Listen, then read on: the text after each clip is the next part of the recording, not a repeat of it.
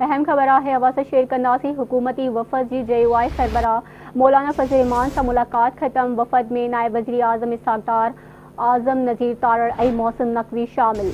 अहम खबर है हवासा शेर कंदासी इस्लामाबाद का मुलाकात दौरान आइनी तरमीम के हवाले से ख्यालन जी देवर अपडेट कर रहा हूँ। हुकूमती वफद जी JUI फे सरबरा मौलाना फजल रहमान से मुलाकात खत्म। वफद में नायब वज़ीर आज़म इसहाक डार, आज़म नज़ीर तारड़ ऐ मोहसिन नकवी शामिल। मुलाकात दौरान आइनी तरमीम के हवाले से ख्यालन जी देवर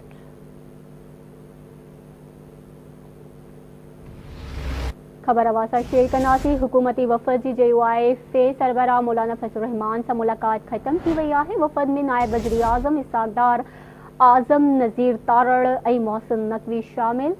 मुलाकात दौरान आइनी तरमीम के हवाले से ख्यालन जी देवट कई वही।